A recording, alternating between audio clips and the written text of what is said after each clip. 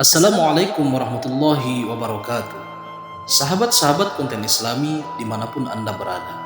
Semoga kalian semua selalu diberikan kesehatan dan dimudahkan segala urusan-urusan kalian semua. Amin amin ya rabbal alamin. Nabi Nuh merupakan keturunan ke-9 Nabi Adam alaihi salam. Kaum Nuh yang ada saat itu sudah sangat jauh menyimpang dari jalan Allah Subhanahu wa taala. Mereka mendustakan nikmat yang selalu dilimpahkan Allah kepada mereka. Kaum Nuh menyembah patung-patung yang mereka anggap sebagai Tuhan mereka. Mereka meniru bapak-bapak mereka terdahulu dan menganggap perbuatan itu pasti benar. Dan syaitan lagi-lagi berhasil membuat kaum Nuh menjadi sangat jauh kesesatannya dalam ketaatan kepada Allah. Mengimani dan menyembah kepada Allah tidak mereka kenal lagi, dan syaitan merasa senang ada yang menemaninya menjadi penghuni neraka jahanam. Nabi Nuh yang terbebas dari segala bentuk kesyirikan kaumnya melepaskan diri dari penyembahan kepada patung-patung buatan tersebut. Allah kemudian mengangkat Nuh menjadi penerus risalah kenabian. Nabi Nuh alaihissalam mendapatkan beberapa petunjuk dan Allah agar membersihkan keimanan kaumnya untuk menyembah kepada Allah Subhanahu wa taala. Pada masa itu, setiap manusia memiliki usia yang panjang.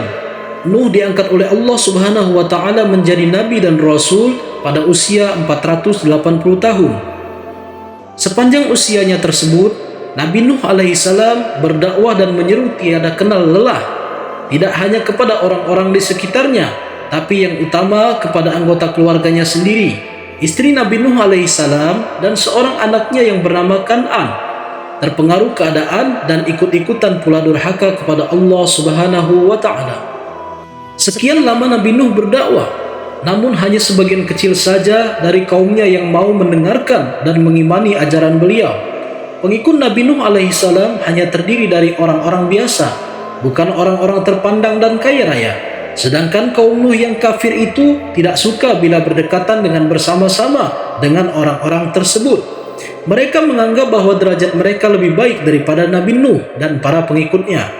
Bagi kaum yang durhaka itu, Nabi Nuh alaihissalam manusia biasa yang tidak mempunyai kelebihan apapun. Alasan itulah yang mereka gunakan untuk tidak mentaati ajaran yang dibawa Nabi Nuh alaihissalam. Pemimpin-pemimpin kaum yang kafir itu kemudian berkata akan dengan rela mengikuti Nabi Nuh alaihissalam dengan syarat pengikut-pengikutnya yang terdiri dari orang-orang hina ditinggalkan atau dibiarkan dan diusir. Tentu saja Nabi Nuh menolak hal tersebut. Pemimpin-pemimpin kaum yang kafir merasa kesal kemudian menantang Nabi Nuh alaihissalam. Bila memang kedurhakaan mereka kepada Allah akan mendatangkan azab yang besar, maka mereka meminta Nabi Nuh agar menyegerakan datangnya azab tersebut. Nabi Nuh kemudian mendapat petunjuk Allah yang memerintahkan agar membangun bahtera yang besar di puncak bukit. Bahtera tersebut kemudian dikerjakan bersama dengan para pengikutnya. Pembuatan bahtera tersebut ternyata memakan waktu yang lama. Nabi Nuh alaihissalam diuji kesabarannya menghadapi kaumnya yang memandang pekerjaannya itu sebagai pekerjaan orang gila. Nabi Nuh alaihissalam kemudian berdoa kepada Allah. Beliau berdoa agar Allah jangan membiarkan seorang pun dari kaum dan pemimpin yang kafir itu tetap tinggal di muka bumi. Jika dibiarkan hidup, nantinya mereka akan menyebabkan banyak orang menjadi tersesat dan selalu berbuat maksiat. Dengan bimbingan Allah, Nabi Nuh dan pengikutnya telah merampungkan pembuatan bahtera tersebut. Ketika itu umur Nabi Nuh alaihissalam telah menginjak usia 600 tahun. Allah kemudian memerintahkan Nabi Nuh alaihissalam agar bersiap-siap. Dan bumi kemudian diperintahkan memancarkan air dari dalam perutnya. Sedang dari langit turunlah hujan. Mulailah Nabi Nuh alaihissalam mengisi bahtera dengan para binatang dan burung-burung. Kaum Nuh yang memperhatikan itu terheran-heran. Berbagai macam jenis hewan mendatangi bahtera Nabi Nuh alaihissalam. Dan semua binatang tersebut masuk dengan berpasang-pasangan. Tiada seekor jenis pun yang terlewat. Bahtera yang besar itu ternyata muat dengan segala isi yang telah masuk ke dalamnya. Sementara itu, hujan terus turun dengan deras. Tiada henti bumi dan langit mengeluarkan air yang melimpah. Kaum Nabi Nuh pun sadar, tempat tinggal mereka pasti akan segera dipenuhi dengan air. Karena keangkuhan mereka, kejadian tersebut bukanlah azab seperti yang diancamkan Nabi Nuh alaihissalam. Mereka hanya menyingkir mencari tempat yang tinggi, seperti yang dilakukan oleh putra Nabi Nuh alaihissalam yang bernama Kan'an. Dia yang sudah kafir tidak juga mau beriman dan mendengarkan peringatan ayahnya. Hingga ketika air telah tinggi, terangkatlah bahtera Nabi Nuh alaihi salam. Mereka semua yang berada dalam bahtera lalu berdoa memuji kepada Allah karena telah menyelamatkan mereka dari orang-orang yang zalim. Mereka juga memohon agar Allah memberikan mereka tempat yang diberkati karena Allah sebaik-baik yang memberi tempat. Nabi Nuh alaihi salam melihat Kan'an, putranya itu sedang terombang-ambing di lautan banjir. Sebagai ayah, ia merasa kasihan dan iba. Ia ingin anaknya termasuk pengikut yang diselamatkan. Nabi Nuh alaihi salam sendiri lalu diberi teguran atas sikapnya. Dan kemudian ia menyadari itu, lalu memohon ampun kepada Allah. Siapa saja hari itu, tidak ada yang mampu menyelamatkan diri dari air bah dan banjir besar yang melanda. Hanya Nabi Nuh alaihi salam dan pengikutnya saja yang selamat karena mereka semua telah beriman dan taat kepada Allah Subhanahu wa taala. Kaum Nuh dan termasuk istri Nabi Nuh alaihi salam dan putranya Kan'an telah mendapat balasan karena kekafiran mereka. Adik-adik Nabi Nuh alaihi salam adalah seorang rasul atas pengikut-pengikutnya. Kehidupan manusia yang ada di muka bumi saat itu dimulai kembali dari Nabi Nuh alaihi salam dan pengikut-pengikutnya, atau disebutnya juga generasi manusia kedua setelah generasi Nabi Adam alaihi salam. Setelah sekian lama berada di lautan air, Allah kemudian memerintahkan bumi dan langit untuk mengeringkan air di sebuah tempat. Bahtera Nabi Nuh alaihi salam berlabuh karena air mulai surut. Sementara itu langit juga berhenti mencurahkan air hujan. Nabi Nuh alaihi salam dan pengikutnya lantas mengucap syukur dan mengagungkan nama Allah Subhanahu wa taala. Mereka bersyukur karena mereka telah memperoleh pertolongan dan keselamatan.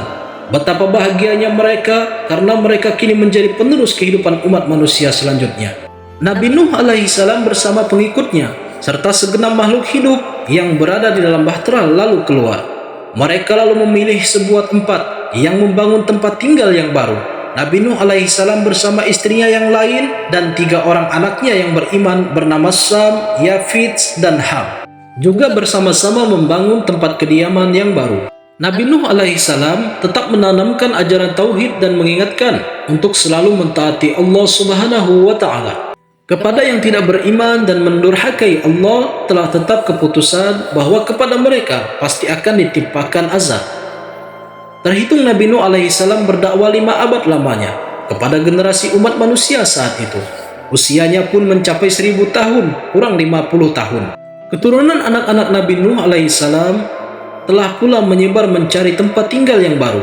Dari Ibnu Abbas diceritakan, Sam menurunkan golongan bangsa berkulit putih, Yafits menurunkan golongan bangsa berkulit merah dan coklat, sedangkan Ham menurunkan golongan bangsa berkulit hitam dan sebagian kecil berkulit putih.